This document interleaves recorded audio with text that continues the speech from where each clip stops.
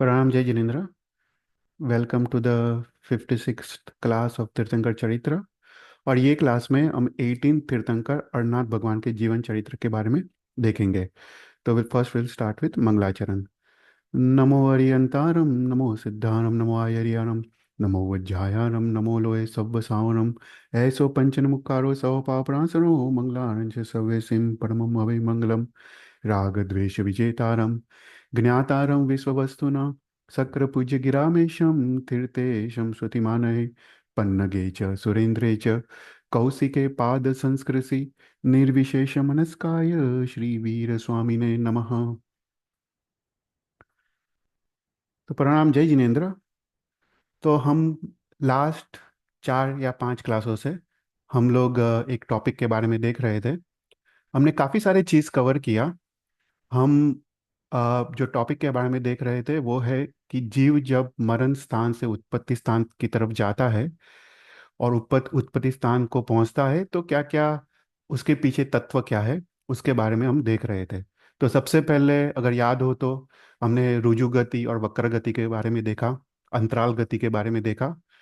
उसके बाद हमने उत्पत्ति स्थान में जब जीव आता है वहाँ पे 6 पर्याप्ति जो पूर्ण करता है और 10 प्राण, उसके बारे में हमने काफ़ी डिटेल में देखा। उसके बाद हमने 3 प्रकार के कर्म जो इस प्रोसेस में जो उदय में आते हैं इस वक्त, तो उसके बारे में काफ़ी डिटेल में देखा था। हमने आयुष्य कर्म, नाम कर्म और गोत्र कर्म, ये 3 कर्म के बारे में लास्ट क्लास में हमने काफ़ी डिटेल में देखा था। हम थोड़ा ब्रीफली रिवाइज कर लेते हैं और फिर हम आगे बढ़ते हैं। तो हमने देखा कि जीव जब उत्पत्ति स्थान में पहुंचता है तब जो आयुष्य कर्म है, 4 प्रकार के आयुष्य कर्म होते हैं। देव गति, नरक गति, तिर्यंच गति और मनुष्य गति आयुष्य कर्म। तो इस आयुष्य कर्म के हिसाब से ही नाम कर्म की प्रकृति उदय में आती है।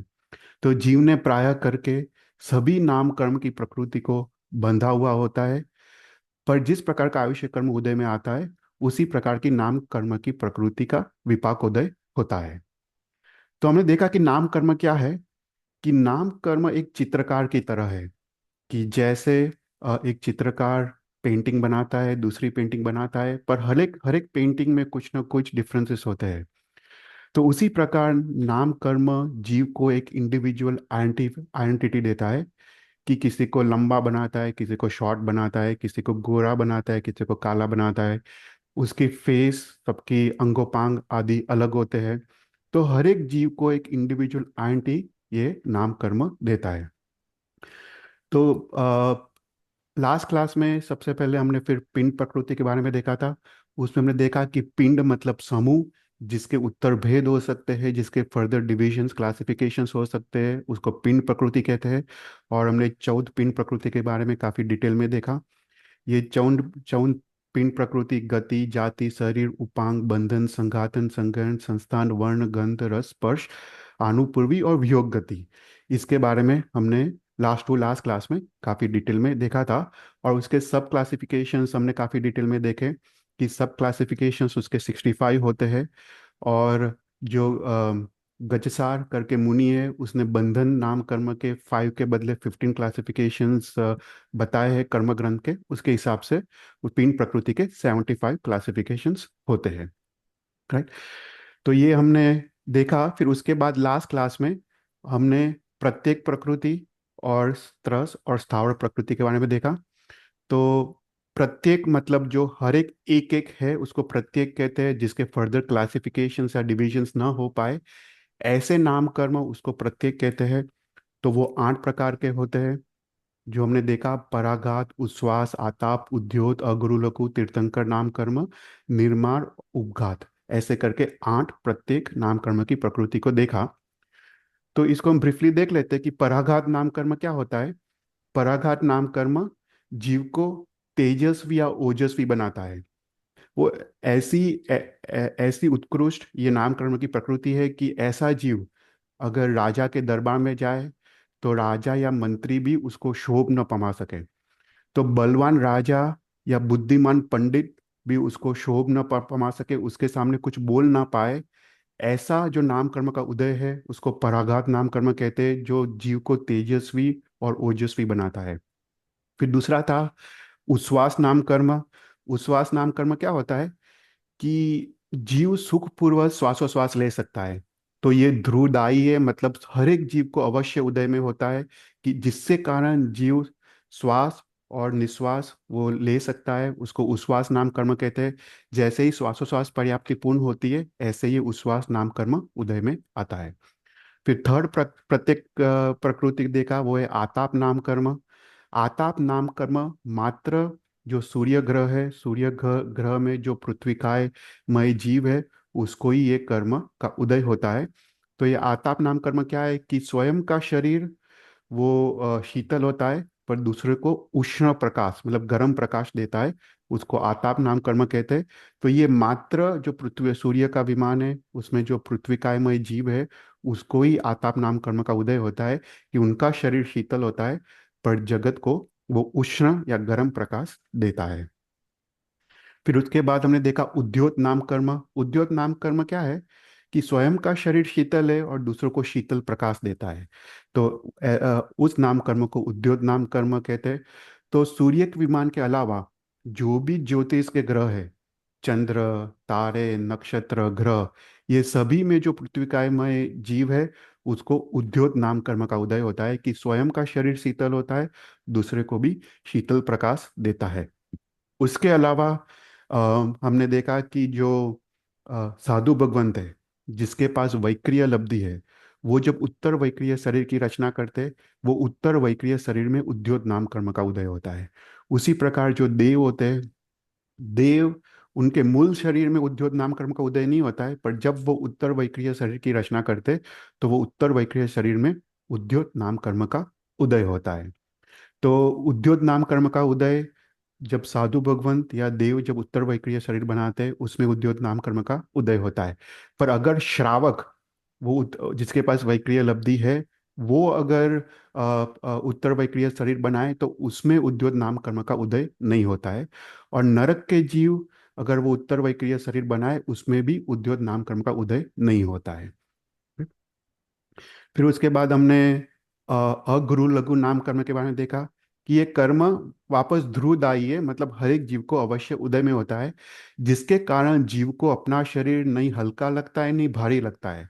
जैसे हाथी को अपना शरीर भारी नहीं लगता है, कीड़ी को अपना शरीर हल्का नहीं लगता है, वायुकाय को भी अपना शरीर हल्का नहीं लगता है। तो जिस कर्म के उदय से जीव को अपना शरीर ना भारी लगे, ना हल्का लगे, उसको अगुरु लघु नाम कर्म कहते हैं। ये अगुरु नाम कर्म सभी जीव को अवश्य उदय में होता है। फिर उसके बाद हमने देखा तीर्थंकर नाम कर्म। ये सर्व उत्कृष्ट पुण्य प्रकृति वाला कर्म है।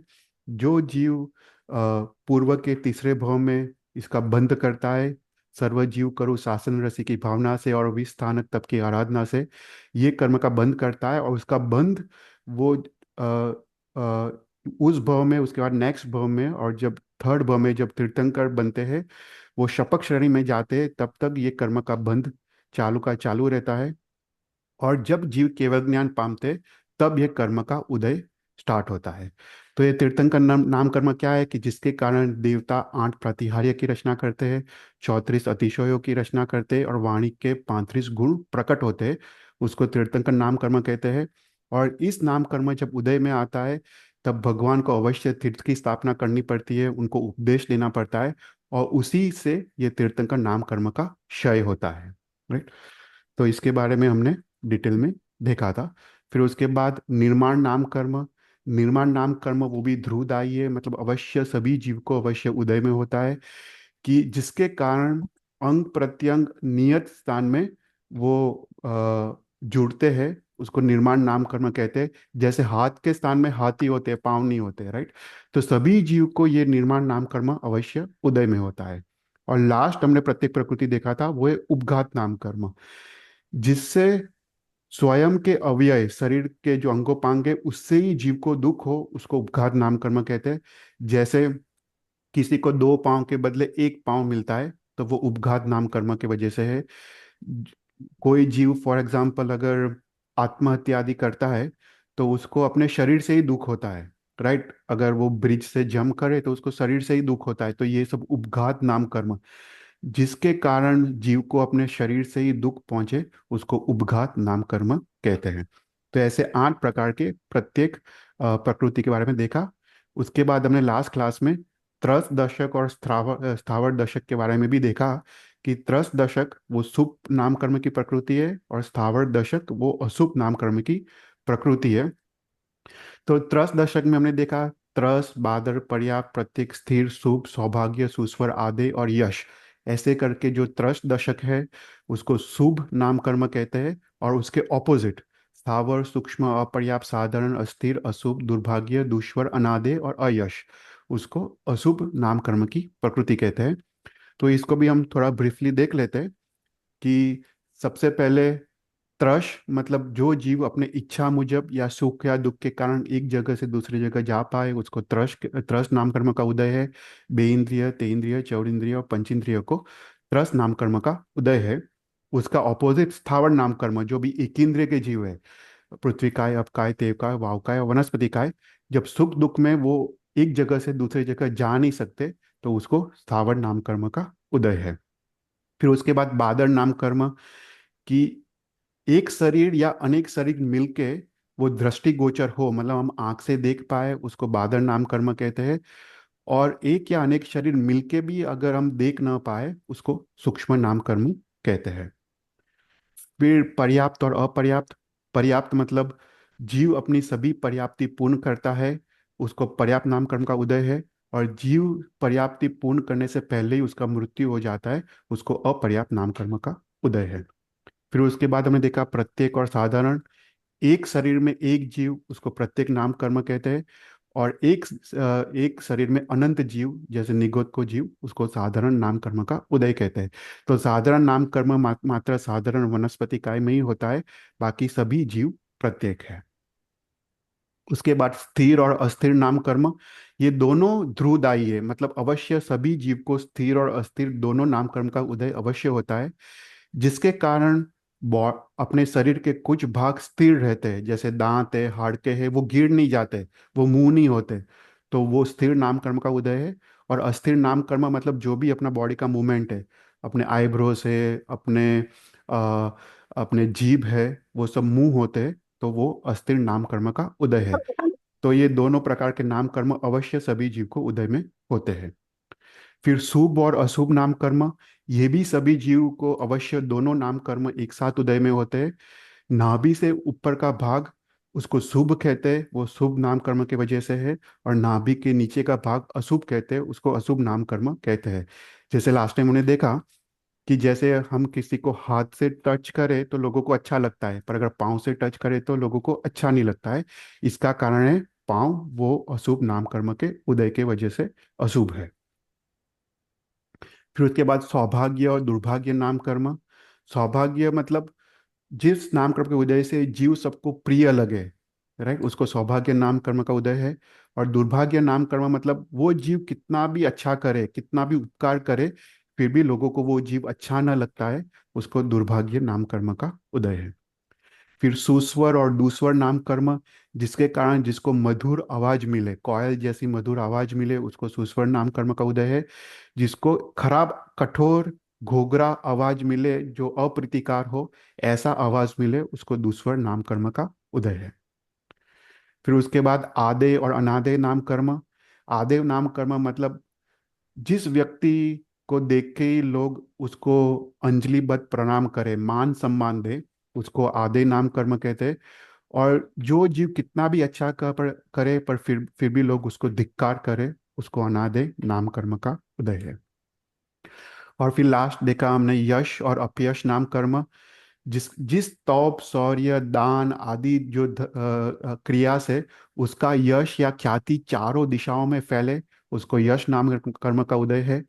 पर ऐसा जीव जो तप, त्याग आदि करता हो पर फिर भी उसको कोई भी उसकी ख्याति उसकी फैले नहीं, उसको अपयश नाम कर्म का उदय है। राइट।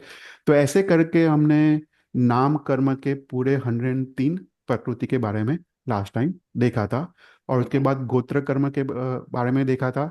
हमने लास्ट टाइम देखा था कि गोत्र कर्म, उच्च गोत्र कर्म मतलब उच्च जाति कुल बल रूप आदि मिले उसको उच्च गोत्र नाम कर्म का उदय, उच्च गोत्र कर्म का उदय है।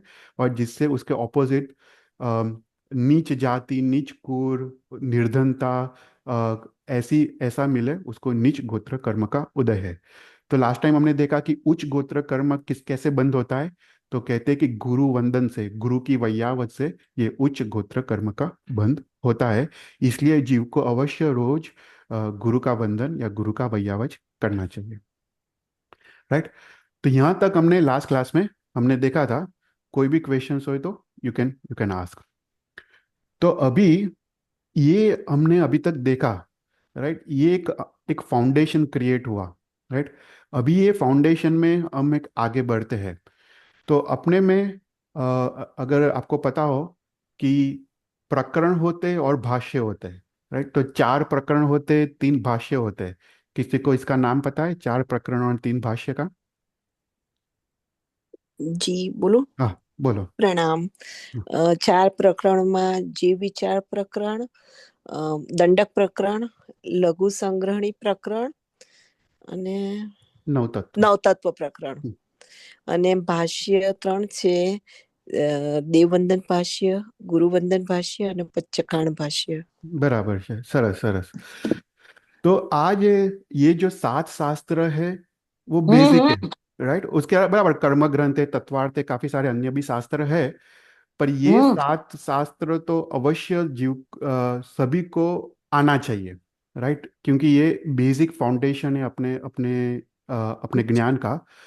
तो अभी तक हमने पढ़ा, हमने जो भी हमने सीखा कर्म ग्रंथ से तत्वार्थ सूत्र से, तो इससे एक फाउंडेशन ये क्रिएट हुआ। राइट। तो अभी हम थोड़ा आगे बढ़ते। तो ये दंडक जो प्रकरण है उसमें से ये विषय लिया है। तो दंडक प्रकरण एक अद्भुत प्रकरण है। उसमें माहिती इंफॉर्मेशन का पावर हाउस कहते हैं उसको। मतलब इतना सारा ज्ञान सिर्फ दंडक प्रकरण से मिलता है कि it's it's like so much information उसमें है। तो इसके बारे में हम थोड़ा देखते हैं। तो दंडक किसको कहते हैं? ये सबसे पहले, तो दंडक ना, दंडक शब्द दंड शब्द शब्द से बना है। दंड मतलब सजा। राइट। किसी को हम सजा दे उसको दंड कहते हैं। राइट। तो अपना जो आत्मा है, जो निर्मल है, निराकार है, निरंजन है, अनंत ज्ञान बल वीर्य तप आनंद वाला आत्मा है, वो कर्म बंध के कारण उसको दंड मिलता है। कर्म बंध के कारण उसको सजा मिलती है। और उसके कारण वो चारों गतियों में परिभ्रमण करता है। तो ये चारों गतियों में जो परिभ्रमण करता है उसको दंडित कहते हैं, या आत्मा को सजा मिलती है। तो चार गति है, तिर्यंज गति, मनुष्य गति, नरक गति और देव, और देव मनुष्य तिर्यंज और नारक गति। तो ये चार गति में जीव परिभ्रमण करता है। तो ये दंडक प्रकरण जो है वो गत्सार मुनि ने इसकी रचना की है, एक अद्भुत शास्त्र है। तो ये दंडक प्रकरण में ये जो चार गति है उसको 24 गति में डिवाइड किया गया है। इसको हम पहले देखते हैं कि जो चार गति है उसको फर्दर उसको क्लासिफाई किया है 24 गति में। राइट। तो ये 24 गतियों में जीव कर्मबंध के कारण वो अलग अलग गतियों में वो परिभ्रमण करता है। इसलिए उसको दंडक या उसको सजा उसको प्राप्त होती है। तो सबसे पहले देखते हैं कि ये 24 गति कैसे क्लासिफाई किया है। तो सबसे पहला जो दंडक है या सबसे पहली जो गति है वो है नरक गति। राइट। तो नरक गति में हमने जैन कॉस्मोलॉजी में काफी डिटेल में देखा था कि सात पृथ्वी है। राइट। रत्न प्रभा, शर्करा प्रभा, वालुका प्रभा, पंख प्रभा, धूम प्रभा, तम प्रभा और महातम प्रभा। तो ये सातों जो नरक की जो पृथ्वी है वो सभी को एक दंडक या नरक दंडक में उसको समावेश किया है। मतलब जीव ये सातों सातों में से कोई भी एक नरक में जाता है तो उसको नरक दंडक कहते हैं। तो पहला क्लासिफिकेशन है नरक दंडक। राइट। फिर दूसरा है तिर्यंच। तो तिर्यंच गति में 9 दंडकों में डिवाइड किया गया है, मतलब 9 गतियों में डिवाइड किया गया है। तो इसको कैसे डिवाइड किया है उसको पहले हम समझते हैं कि पांच जो स्थावर जीव है उसके पांच दंडक है। तो पृथ्वीकाय, अपकाय, तेवकाय, वावकाय और वनस्पति काय। तो ये पांच दंडक हुए। फिर जो विकलेंद्रिय है उसके तीन दंडक है, मतलब बेइंद्रिय, तेइंद्रिय और चौरिंद्रिय। राइट। तो इसके तीन दंडक है। और जो गर्भज जो पंचेंद्रिय तिर्यंच है उसका एक दंडक है। तो टोटल तिर्यंच के कितने गति हुए? तो 9 गति। 5 स्थावर, 3 विकलेंद्रिय और एक पंचेंद्रिय तिर्यंच। Right? उसके बाद मनुष्य। मनुष्य का कितना? तो बोलते एक दंडक है, तो उसमें सभी संगनी और असंगनी समोच्चम सभी प्रकार के मनुष्य आ जाते हैं। तो मनुष्य का एक दंडक। ओके। तो नरक का एक दंडक, तिर्यंच के 9 दंडक, मनुष्य का एक दंडक, और फिर उसके बाद लास्ट है देवगति। तो देवगति के कितने दंडक? तो बोलते हैं 13 दंडक। तो देवगति के कैसे 13 दंडक है? तो हमने देखा था जैन कॉस्मोलॉजी में कि देव तो तीनों तीन जगह पे है, ऊर्ध्व गति में है, मध्यलोक में है, ऊर्ध्वलोक, मध्यलोक और अधोलोक, तीनों तीन में देवता है, वहाँ पे जन्म लेते हैं, राइट। तो सबसे पहले अगर हम अधोलोक ले ले, तो अधोलोक कहाँ से स्टार्ट होता है? तो अपना जो समभूतल भूमि है उससे 900 योजन नीचे अधोलोक शुरू होता है। तो ये अधोलोक में जो असुर कुमार देवता है, जो भुवनपति देवता है, उसके 10 दंडक है, राइट। तो असुर कुमार, नाग कुमार, विद्युत कुमार, सुवर्ण कुमार, अग्नि कुमार, वायु कुमार, स्तनित कुमार, उद्युत कुमार, दिशा कुमार और द्वीप कुमार, ऐसा करके उसके 10 दंडक हैं। तो इसके बारे में हमने लास्ट टाइम हमने जैन कॉस्मोलॉजी में देखा था कि जो प्रथम रत्न प्रभा भूमि है वो 180,000 योजन है। उसके पहले 1000 योजन को छोड़ दो और नीचे के 1000 योजन को छोड़ दो, तो बीच का जो 178,000 योजन है उसमें नरक के 13 प्रतर है, और नरक के 13 प्रतर के बीच बीच में ये 10 भुवनपति देवताओं के आवास है, राइट। तो उसमें असुर कुमार देवता जो परमाधामी देवता है वो असुर कुमार देवता में आ जाते हैं। फिर नाग कुमार, सुवर्ण कुमार, विद्युत कुमार, अग्नि कुमार, द्वीप कुमार, उद्धति कुमार, दिशि कुमार, वायु कुमार, सनित कुमार, ऐसा करके 10 भुवनपति जो देवता है वो अधोलोक में है, उसके 10 दंडक है। फिर उसके बाद जो मध्यलोक है, हमने देखा कि मध्यलोक मतलब समभूतल भूमि से जो 900 योजन तक मध्यलोक है। तो ये मध्यलोक में कौन से देवता है? व्यंतर देवता है और व्यान व्यंतर देवता है। तो व्यंतर देवता और व्यान व्यंतर देवता का एक दंडक है। ठीक?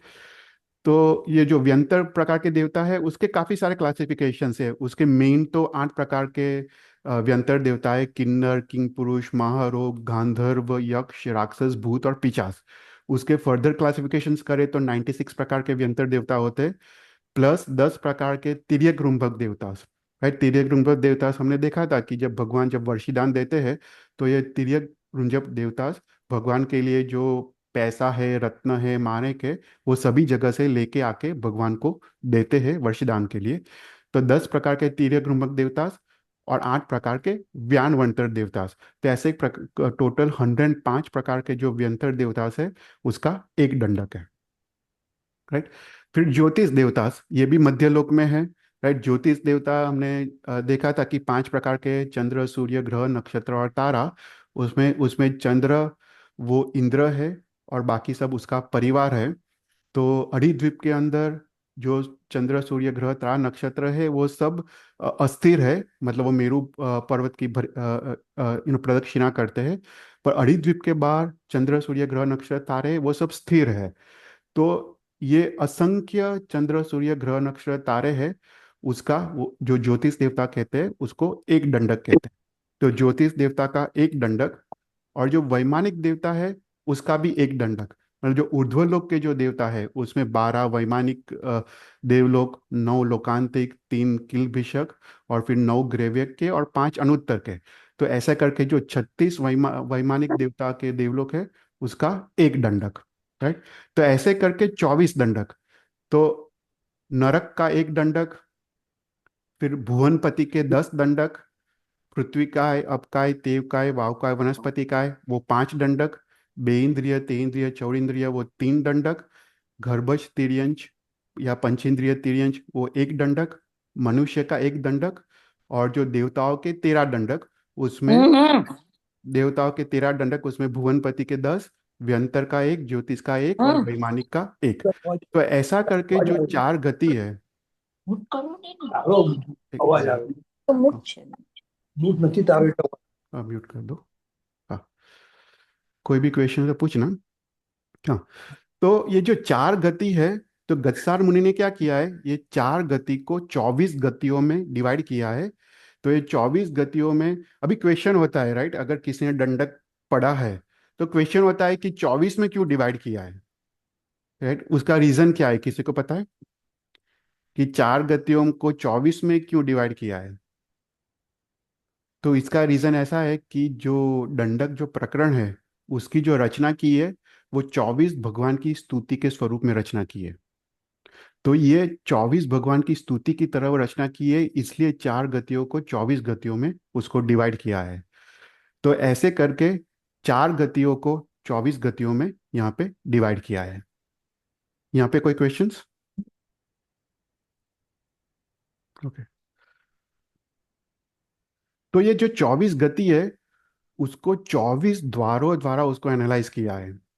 तो उसको शरीर, अवगाहना, संघयन, संज्ञा, संस्थान आदि हमने जो अभी तक सीखा है, ये 24 घटियों को, 24 दंडकों को 24 द्वारों द्वारा उसको एनालाइज किया है। तो आज के क्लास में हम पहले के 6 द्वार के बारे में देखेंगे। यहाँ पे इतना सारी इंफॉर्मेशन है, इतनी सारी माहिती है कि ये जो 24 दंडक है उसमें जो शरीर है, अवगाहना है, संज्ञान है, संज्ञा है आदि, इसके बारे में हम थोड़ा देखते हैं। तो सबसे पहले शरीर। तो शरीर के बारे में हमने देखा, शरीर किसको कहते हैं, उसकी डेफिनेशन क्या, कि जो नाशवंत है, जो नाश पामने वाला स्वभाव है, उसको शरीर कहते हैं।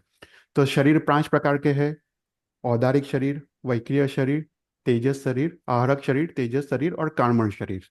तो अभी हम देखते हैं कि ये 24 दंडकों में ये शरीर किस किस को है, राइट।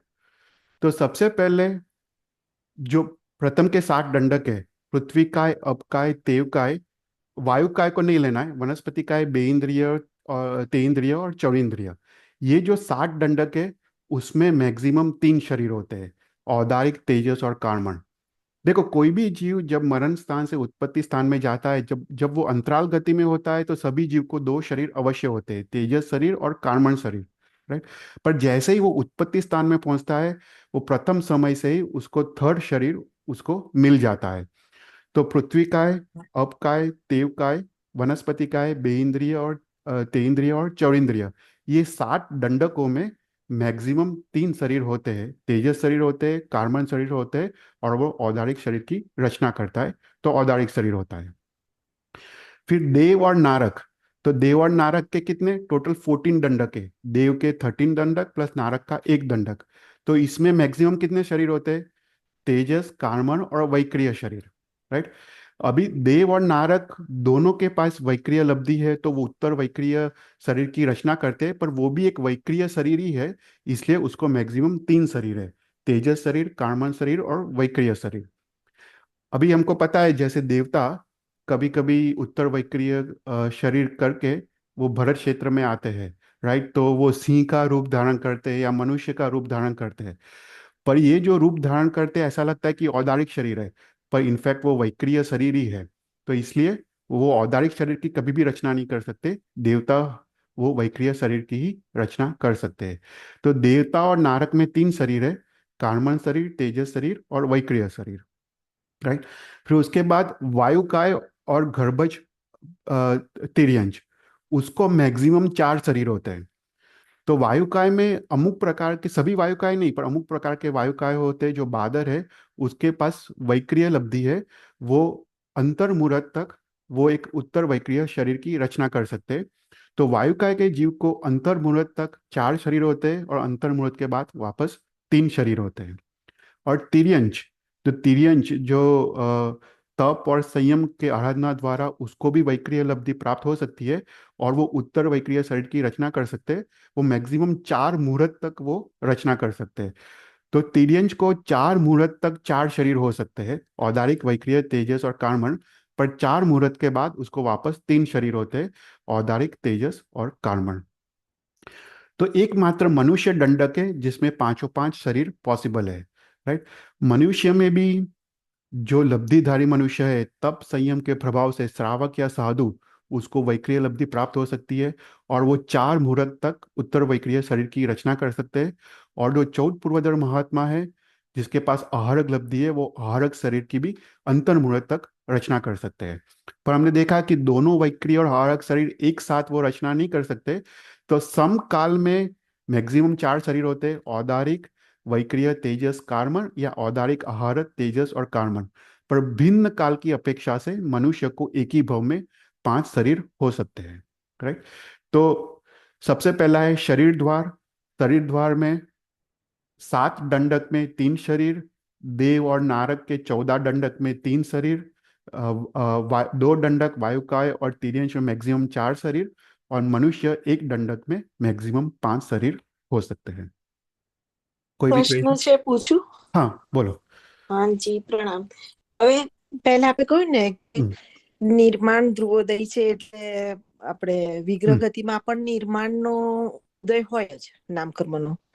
અને આપણે વિગ્રહમાં તો ખાલી તેજસ કાર્બન શરીર જ છે, તો ત્યાં નિર્માણ નામકર્મનું કાર્ય શું? કારણ કે વૈક્રિય કે ઔદારિક કે શરીર તો છે નહીં ત્યાં. ના, એ નિર્માણ કારણ નામ કર્મનો ઉદય જ્યારે જીવ ઉત્પન્ન થાય, જ્યારે ઉત્પત્તિ સ્થાનમાં પહોંચે, પછી એ નામ કર્મ ઉદય શરૂ થાય. રાઈટ. આપણે પહેલા એવું ના કહ્યું ધ્રુવોદય છે એટલે ના, ઉદય. ધ્રુવદાયી છે એનો મતલબ શું? કે હમ. અવશ્ય ઉદયમાં હોય. એટલે બધા જીવને નિર્માણ નામ કર્મનો ઉદય તો અવશ્ય હોય. એનો મતલબ એવો કે જ્યાં આગળ હાથ છે ત્યાં આગળ હાથની જ રચના થાય, ત્યાં આગળ પગની રચના ના થાય. એટલે હા. એ દ્રષ્ટિએ એટલે ઓકે દરેક ઓકે. દરેક જીવને, એટલે ફોર એક્ઝામ્પલ, એક જીવને સપોઝ હાથ ના હોય, 2 હાથમાંથી એક હાથ ના હોય, તો એનું કારણ નિર્માણ નામ કર્મ નથી પણ ઉપઘાત નામ કર્મ છે. કે નિર્માણ નામ કર્મ તો ઉદય, પણ એ ઉદય ક્યારે સ્ટાર્ટ થાય? એ પર્યાપ્તિ પૂર્ણ થયા પછી એ કર્મનો ઉદય સ્ટાર્ટ થાય. હા એટલે જયારે વિગ્રહમાં છે ત્યારે એનો ઉદય નથી. ના, વિગ્રહમાં તો ખાલી તેજસ અને કાર્મણ શરીર છે. હા હવે એ છે. કાર્મણ શરીરમાં અ, અ, એટલે કર્મ બધા સત્તામાં છે. ઓકે. હમ. કર્મ હમ. એ જે 2 કે 3 સમય કે 4 સમયનો જે સમય છે, હા એ- બરાબર. એમાં બધા કર્મ સત્તામાં છે, પણ એવું નથી કે બધા કર્મ ઉદયમાં છે. સત્તામાં બરાબર. અવશ્ય છે, પણ ઉદયમાં કયા કર્મ આવે? જ્યારે ઉત્પત્તિ સ્થાનમાં જેવું જ ઉત્પત્તિ સ્થાનમાં પહોંચે, હમ. ત્યારે બધા નામ કર્મની પ્રકૃતિ ઉદયમાં આવવા લાગે. બરાબર. હા, હમ. પણ એટલે ઉત્પત્તિ નિર્માણનું કાર્ય આવે ત્યારે એનો ઉદય થાય. ઉદય એટલે શરીર, જ્યારે શરીર પર્યાપ્તિ પૂર્ણ થાય, પૂર્ણ કરે એટલે એટલે બરાબર. પર્યાપ્તિ પૂર્ણ થાય એટલે એને શરીર રચના કરવાની શક્તિ રચના મળી કરે. ગઈ. રાઈટ. હમ. પછી હમ. એ નિર્માણ કર્મ, એ બધા નામ કર્મ બધા બધા ઉદયમાં આવવા એનું લાગે. કાર્ય ચાલુ કરે. જી જી સમજાઈ ગયું. પણ ખૂબ ખૂબ ઔદારિક આભાર. નામ કર્મનું ઉદય પ્રથમ સમયે જ થઈ જાય. હા વૈક્રિય નામ કર્મ સ્વ દેવ કે નારક ગતિ છે, તો વૈક્રિય નામ કર્મનું ઉદય પ્રથમ સમયે જ થઈ જાય. બરાબર હા. બરાબર. બીજા બધા કર્મ એના ટાઈમ પ્રમાણે બીજા કર્મનો ઉદય થાય. જી ખૂબ ખૂબ આભાર. પ્રણામ. હા, સરસ ક્વેશ્ચન છે. ओके। तो पहला द्वार हमने देखा, वो है शरीर द्वार। दूसरा द्वार है अवगाहना द्वार। अवगाहना मतलब क्या? शरीर की हाइट, शरीर की ऊंचाई, उसको अवगाहना कहते हैं। तो इसको इसको समझने के लिए सबसे पहले हम समझते हैं कि अंगुल किसको कहते हैं। राइट। शरीर शास्त्र में अंगुल आता है। एक अंगुल किसको कहते हैं? तो यहाँ पे लिखा है कि जो भगवान महावीर है, भगवान महावीर की जो सबसे छोटी उंगली है उसको तर्जनी उंगली कहते हैं। वो तर्जनी उंगली, उसको उसको एक अंगुल कहते हैं। उसकी आधा भाग उसको उत्से उत्सेंगुल कहते हैं। तो ये जो तर्जनी उंगली का जो आधा भाग है उसको लेना है, तो उससे सभी कैलकुलेशंस हुए हैं। ओके। सभी जो हम योजन बोलते हैं या फिर हम गांव बोलते हैं, जो सब कुछ बोलते हैं, वो ये अंगुल के कैलकुलेशन, भगवान महावीर की जो तर्जनी उंगली उंगली है उसका आधा भाग, उससे सभी कैलकुलेशंस यहाँ पे हमको लेने हैं। तो जैसे एक धनुष्य मतलब 4 हाथ। राइट। और 2000 धनुष्य मतलब एक गांव, और 4 गांव मतलब एक योजन। तो उस प्रकार से कैलकुलेट करें तो एक योजन मतलब 8 माइल्स जितना आज आता है। तो अगर कोई बोले कि इसकी हाइट 1 योजन है, मतलब क्लोज टू 8 माइल्स, उसका आज के जमाने में उसका वो रूपांतर, वो मेजरमेंट आता है। राइट। तो ये एक बेसिक है। तो अभी अवगाहना मतलब शरीर की हाइट, शरीर की ऊंचाई। राइट। तो उसमें जो स्थावर जीव है, पृथ्वी काय, अपकाय, वावकाय, और जो वनस्पति काय में देवकाय, और वनस्पति काय में मात्रा साधारण, ये सभी का जघन्य और उत्कृष्ट अंगुल का असंख्य भाग जितना उनका शरीर होता है। मतलब एक अंगुल ले लो और उसका असंख्य टाइम्स उसको डिवाइड कर लो। राइट। तो इतना छोटा जो पार्ट है वो उसकी शरीर की उनकी हाइट होती है। तो इसमें भी अलग अलग हाइट होती है। तो बोलते हैं कि सबसे जो छोटा जीव है वो सूक्ष्म वनस्पति काय का जीव है। राइट। जो निगोद का जो सूक्ष्म वनस्पति काय का जीव है वो सबसे अल्प उसका अवगाहना है। तो अंगुल के असंख्यता भाग जितना। उससे बड़ा शरीर सूक्ष्म वायु काय का, उससे बड़ा शरीर सूक्ष्म तेव काय का, उससे उससे बड़ा शरीर सूक्ष्म अपकाय का, और उससे बड़ा शरीर सूक्ष्म पृथ्वी काय का।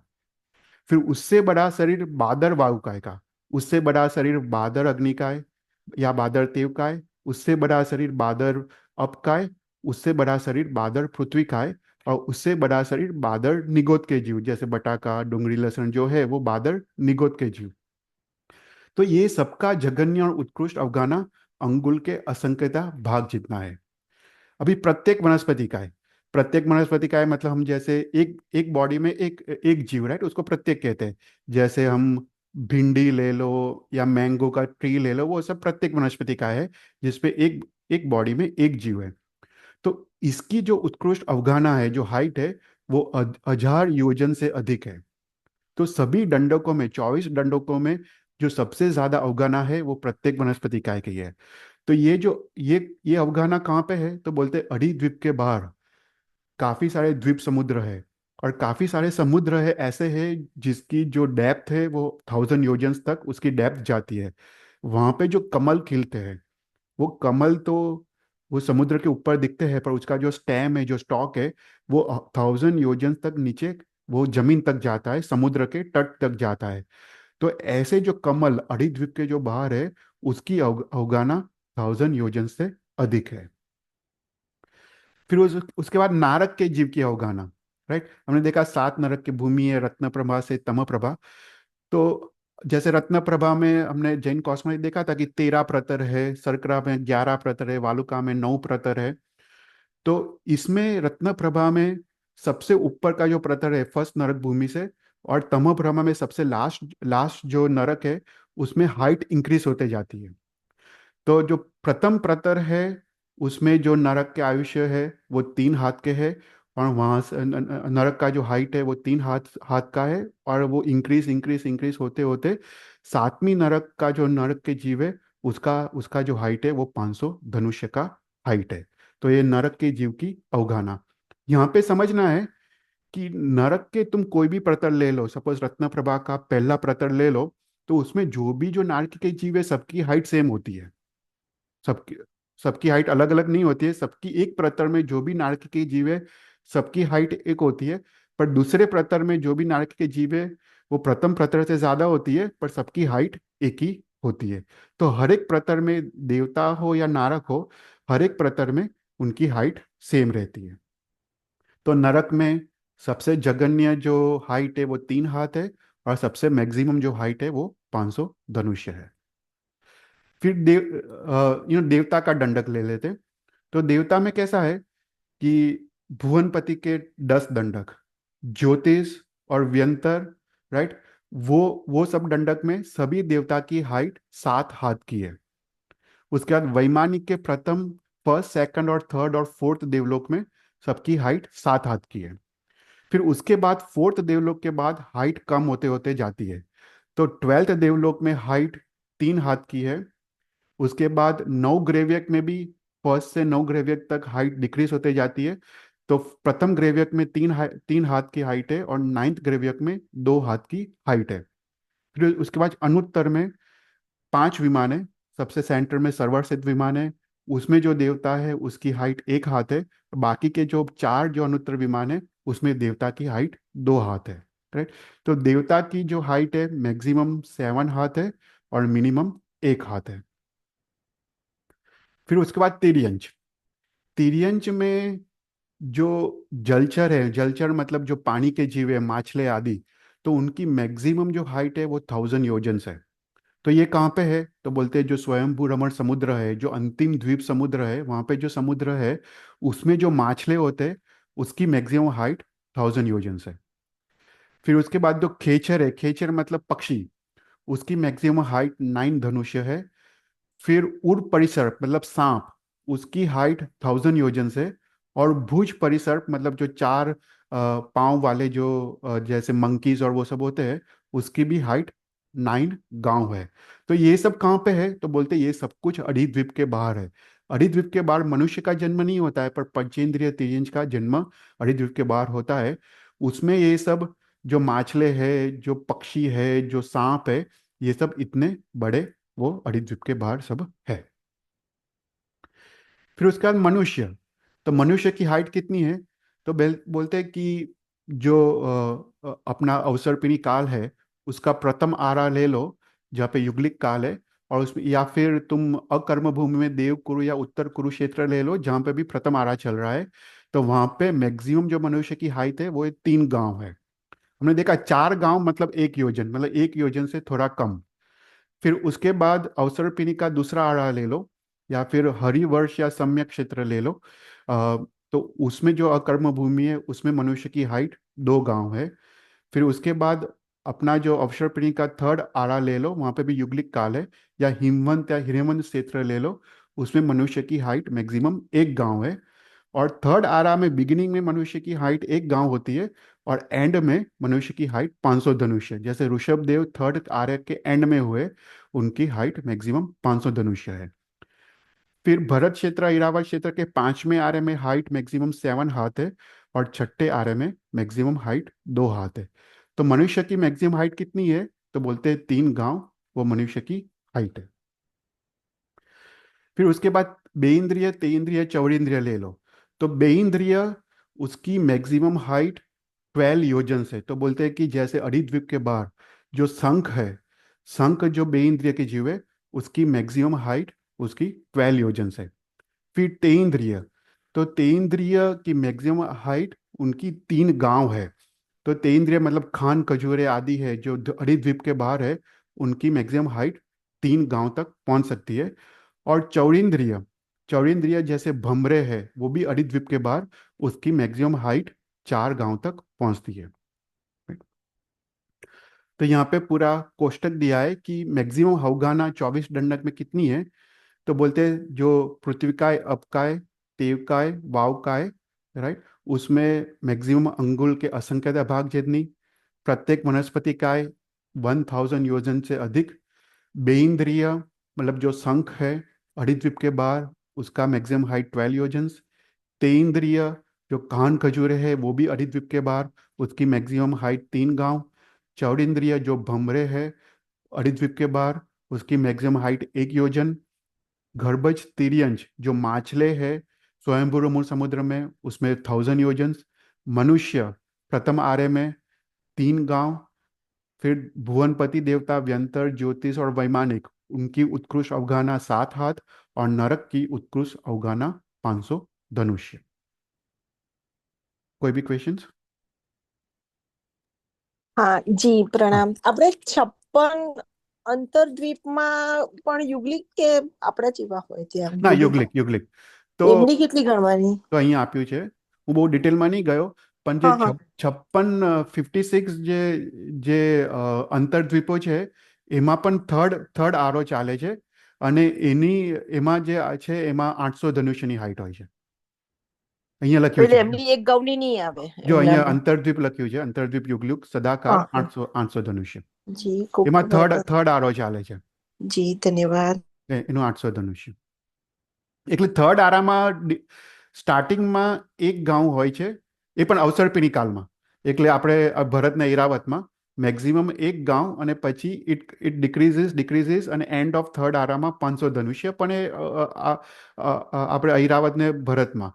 પણ જે બાકી જે અકર્મ ભૂમિ છે ત્યાં આગળ હાઈટ કોન્સ્ટન્ટ સેમ રહે. તો ઉત્તર કુરુ દેવકુરુ ક્ષેત્રમાં કોન્સ્ટન્ટ ત્રણ ત્રણ ગાઉની હાઈટ હોય. હરિવર્ષ ને સમ્યકમાં કોન્સ્ટન્ટ 2 ગાઉની હાઈટ હોય, ત્યાં આગળ ઇન્ક્રીઝ ડિક્રીઝ ના થાય. ખાલી ભરત ને ઈરાવતમાં જ એ હાઈટ આઈધર ઇન્ક્રીઝ થાય કે ડિક્રીઝ થાય.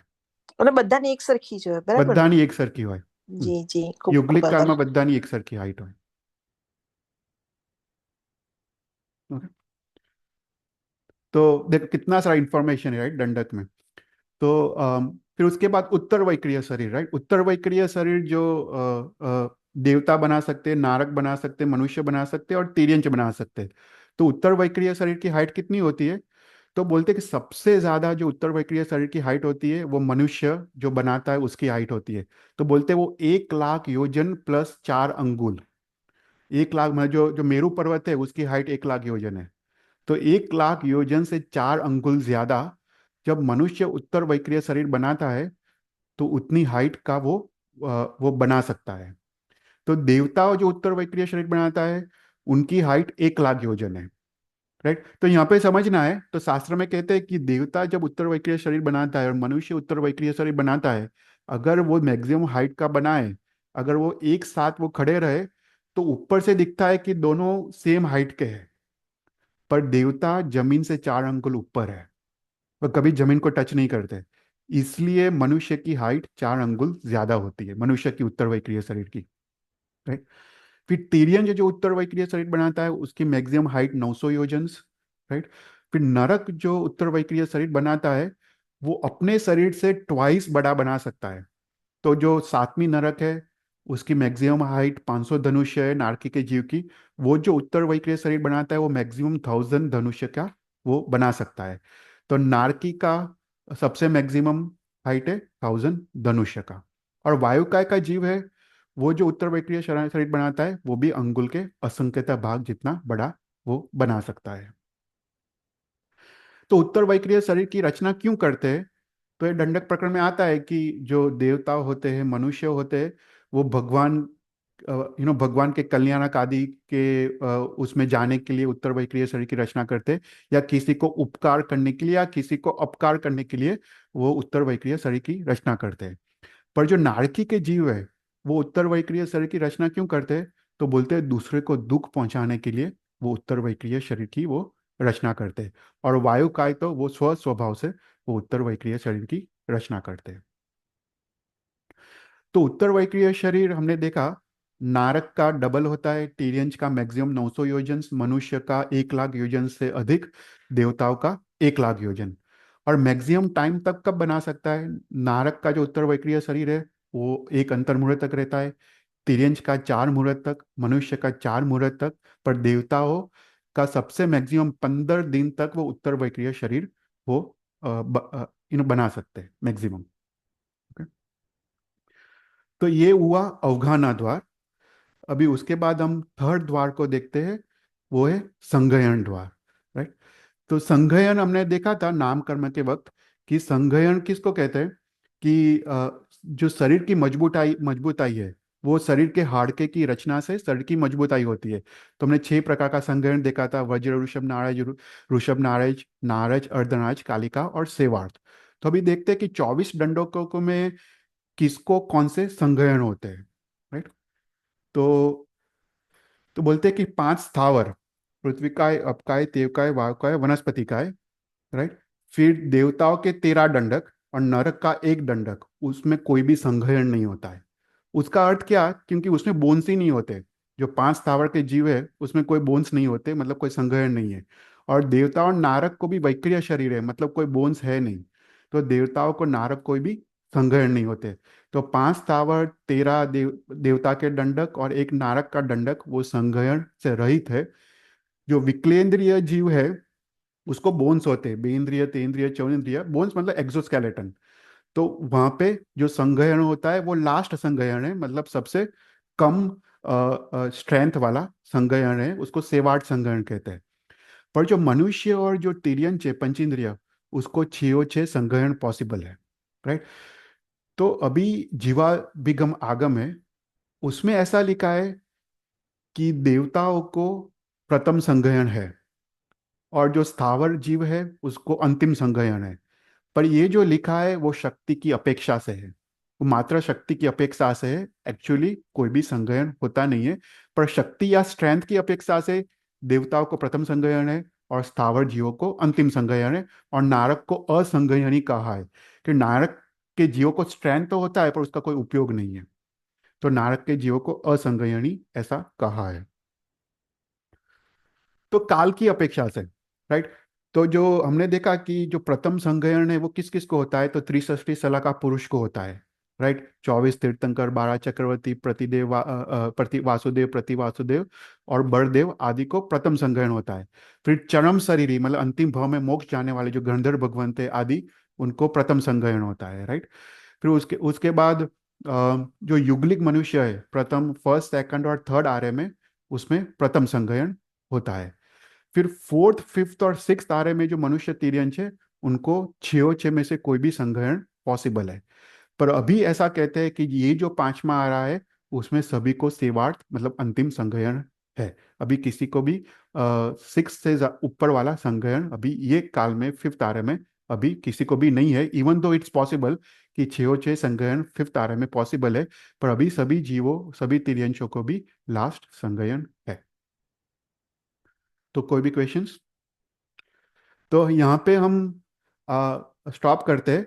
तो हमने तीन द्वार के बारे में देखा, शरीर द्वार के बारे में देखा, अवगाहना द्वार के बारे में देखा, और संज्ञान द्वार के बारे में देखा।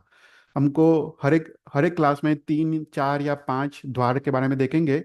ऐसे करके हम 24 द्वारों के बारे में, ये 24 दंडकों में देखेंगे कि कौन से जीव को कौन सा द्वार लागू पड़ता है, right.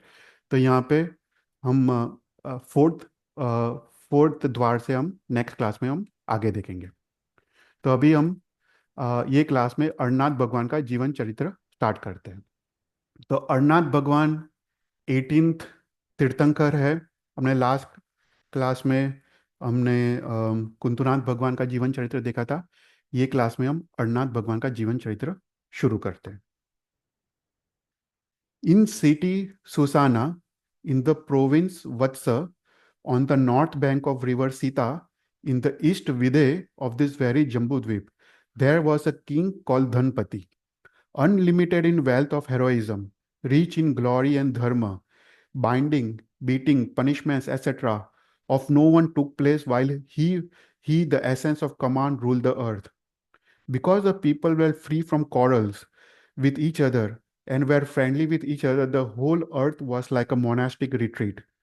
The dharma of compassion, taught by Jineshwar, played in his mind.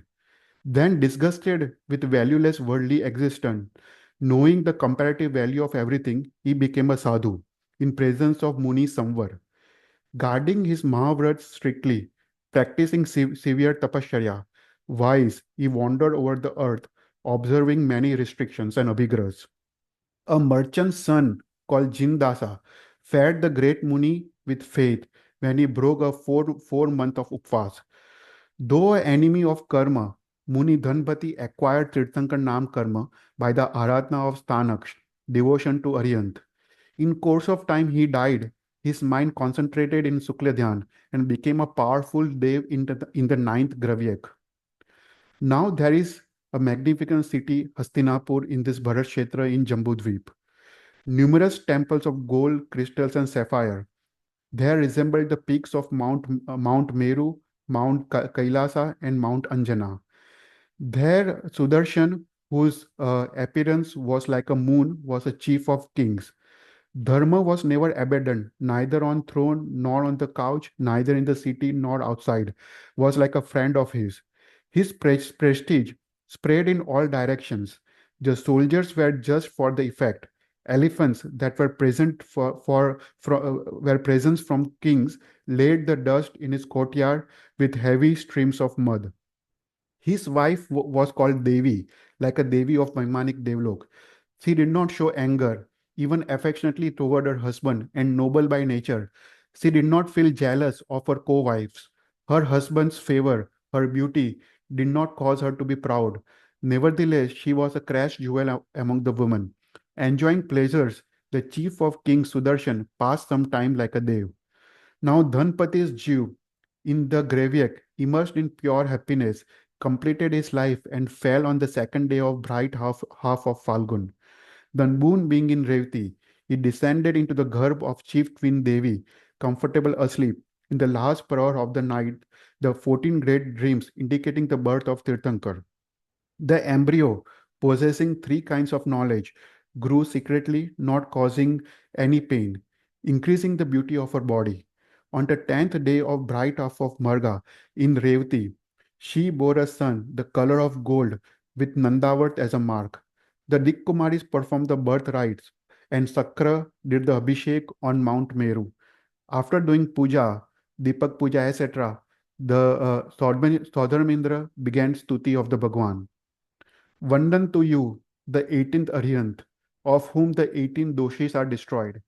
Just like three kinds of Gnyan were at home in you from Garbh, so were all the three worlds. Tirthankar, the world has been overpowered for a long time by Rag and Dvesh, who gave sleeping charm of Mithyatva. Now rescue it. Like a chariot on the road to the tired, like a river to the person suffering from thirst, like a shade of a tree to a person burned by the sun, like a raft to a person drowning in an ocean, like a cure to the person who is sick, like a light to the person who is in darkness, like a sun to the person suffering from cold, like a guide to a person lost on the road. You have been found now as a Bhagwan by people defied of Bhagwan for a long time. Obtaining you, Devs, Asurs, and Manushya come from their respective places joyfully as seeing the new moon. Bhagwan, I do not ask for anything else from you, but I ask this. May you always be my Bhagwan in this birth and next birth. After this stuti, the Shakara took the Bhagwan, went to Hastinapur and put him at Queen Devi's side. King Sudarshana celebrated his son's birth festival and named him Arnath because Devi had seen a spoke of will in a dream. Allowed to play various things by Devis who were in the form of nurses and Devs who had become friends, the Bhagwan gradually grew up. At the proper time, Arnath 30 Dhanushya tall, married princesses because of respect for his father's command. When 21,000 years had passed since his birth, the Bhagwan took the burden of the kingdom at his father's command.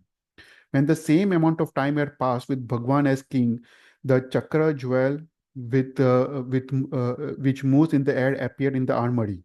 Following the chakra with the 13 other jewels, Bhagwan Arnath conquered the Bharat Kshetra in 400 years. When the same amount of time had passed, the Bhagwan as a Chakri, he was told by Lokantik Devs, found a Chaturvid Sangh. After giving Varshidan for a year, he gave kingdom to his son Arvind and went to Sahasraman Van in the palki called Vijayanti. Bhagwan entered the Udyan, whose trees were occupied by cuckoos, as silent as sadhus vowed in silence. After descending from Vijayanti, on the 11th day in the bright half of Magha, the moon being in Pausana, in the last parhour of the day, Bhagwan took the Diksha together with thousand kings, observing a 2 day fast. And at that time, at the same time, Manopragyan arose. On the next day, Bhagwan broke his fast with a kheer at the house of King Aparajita in the city Rajpur. The five things, the stream of treasure, etc., were made by the Devtas, and a jewel platform was made by the king over the Bhagwan's footprint. Bhagwan wandered over the earth for 3 years as an ordinary sadhu, never seated, never lying down, observing many type of abhigrahas. One day as he wandered, the Bhagwan came into Sahasraman, stood in Pratima under a mango tree. Bhagwan's Kevalgnan arose from the destruction of Ghati Karmas on the 12th day of bright half of Kritika, the moon being in Revati.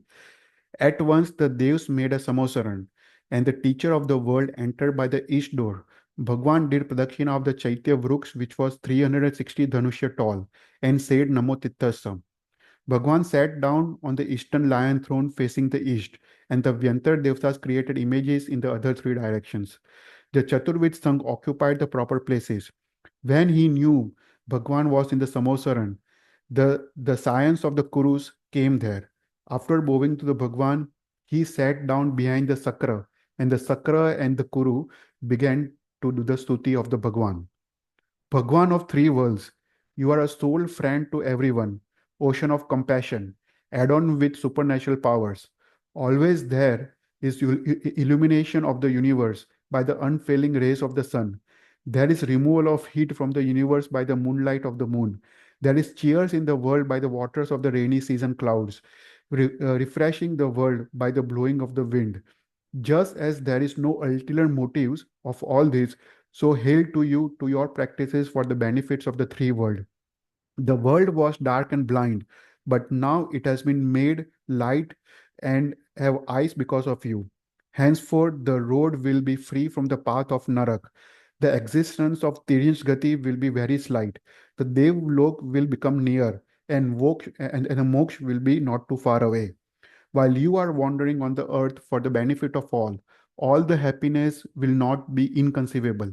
After this, Tuti, Indra of Saudharmendra and king of the Kurus paused, and Bhagwan Arnath delivered a Deshna. Moksha is a chief of all gatis of existence, the ocean of pure Anand. Meditation or dhyan is the best way to accomplish that. Dhyan is subject to the mind. The mind of yogis who make it subject to Atma is made subject to the other worldly things like Rag and Dvesh. Rag has made possession of the mind even a little disturbs the mind again and again. People who are led by the mind, whose knowledge has been destroyed by the darkness of Rag, fall into the Naragati like a blind man, leading the blind man into the well. Passion or rati for joy in objects is called rag, and arati dislike and discontent in the same objects is called dvesh. These two very powerful are known as a root of a tree is cause of all the pains. If there is no love or hate, if there is no rag and dvesh, no one will fail to reach the moksha. There will be no rag without dvesh and no dvesh without rag. If one avoids one of the either rag or dvesh, both are abandoned. The dosh like Kam, Vasna, etc. are because of Raga, and dosh like Mithyatva and arrogance are because of Dvesh. Moh is the father, their leader, their supreme lord, not to be separated from them, the grandfather of all the doshis. It must therefore be guarded.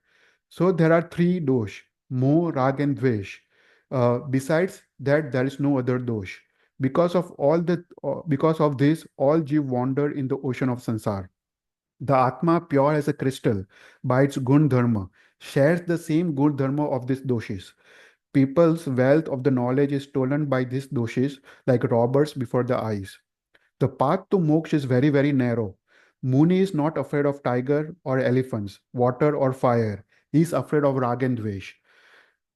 On one side of the road there is rag, and on another side of the road there is dvesh, like tigers and the lions lurking. Victory over both of these doses must be won through Shamta by the man, free from Pramad and eager for moksha. Many people took Diksha from Bhagwan's Deshna, and there are 33 Gandhars, Kumbh, and so on.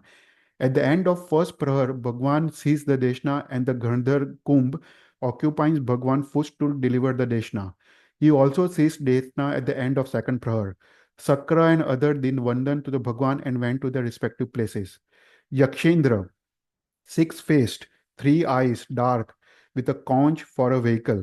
His six arms holding a citron, arrow, a sword, a hammer, a noose, and bestowing fearlessness.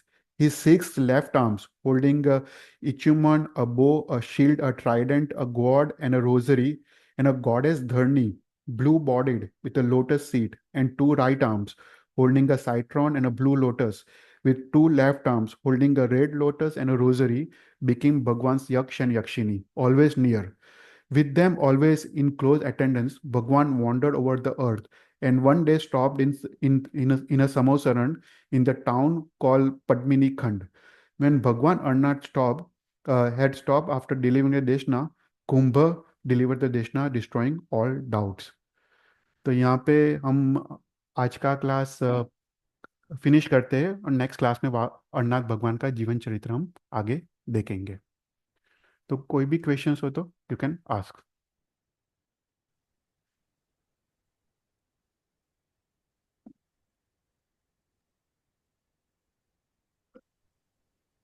Any questions? No. ठीक है, तो हम मंगलाचरण करके हम समाप्त करते हैं. नमो हरियंतानम, नमो सिद्धानम, नमो आयर्यनम, नमो उज्जायनम, नमो लोय सवसानम, ऐसो पंचन मुखारो सव पापनाशनो मंगलांच से वही मंगलम. जी नागना वीडियो बुलाए तो मिचाएं लगा. Thank you, Chaital. Bye. Thank you. પ્રણામ, ખૂબ ખૂબ આભાર. શાતામાં રહેજો બધા. Thank you. Thank you, Chaital. Bye. Thank you. Thank you.